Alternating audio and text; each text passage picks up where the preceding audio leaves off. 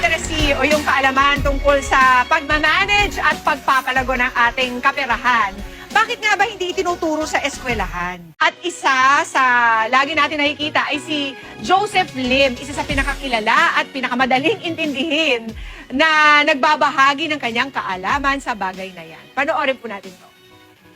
Gusto kong yumaman. Ang makikita mo na ngayon, yung lahat ng bagay na magpapayaman sa'yo.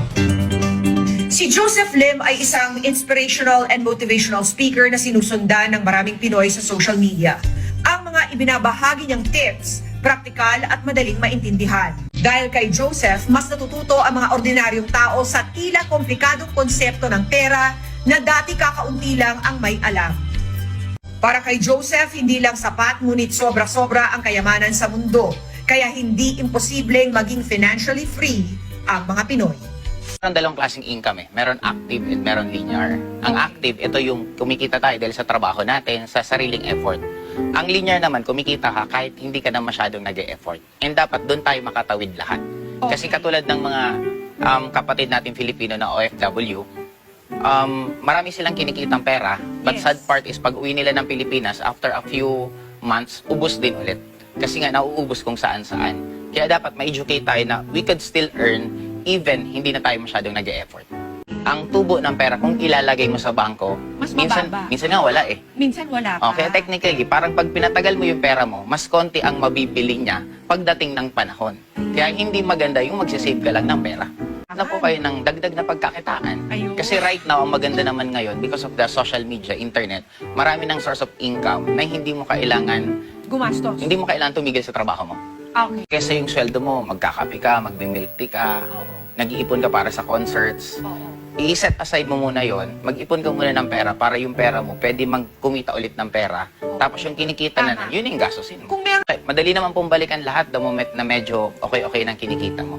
is utang okay or is utang bad? Depende po kung saan mo gagamitin yung utang mo. Tama. Ang pinaka-worst na pangungutang, panghanda ng birthday, panghanda sa fiesta, panghanda kung saan-saan, yun ang worst.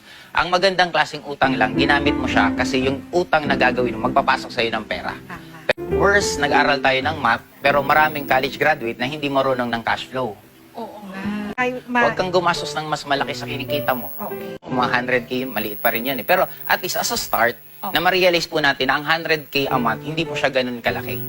Diamond awardee goes to Taong 2014, nakuha niya ang pinakamataas na pwesto sa kanilang kumpanya, ang pagiging isang Hall of Famer. Mo kailangan mag-antay ng kailan ka magsisipag. Pag gusto mong umasenso sa buhay mo, dapat mag-desisyon ka. Tinatamad ka man o hindi, magtrabaho ka. Sa pagbalik niya sa Albay, unang bagay na ginawa ni Joseph ay bawiin sa bangko ang ancestral house na muntik nang marimata. At ito yung sa mga ilan na ipundar ko. Ito yung first car ko. Ito yung pinakalam ko syempre yung kotse. At ito naman ang isa. Pero ang pinakamaganda dyan, yung nasa Manila po, Ma'am Corina. At kung dati pampasaherong jeep ang kanyang minamaneho, aba ngayon, 5 na ang kanyang sasakyan kasamang isang sports car na nakakahalaga lang naman ng 5 milyong piso. At ito naman ang saksi kung gaano ako kasipag kasi ito yung kasama ko palagi sa out of town ko. Pero meron akong isang kwento na napaka-special. Bakit special? Kasi itong coaching to, niregalo ko si special na tao, walang iba kundi yung papa ko, pati plate number, ginawa kong pangalan niya. Kaliwat kanan din ang kanyang mga residential property sa Bicol at mga condo unit sa Maynila.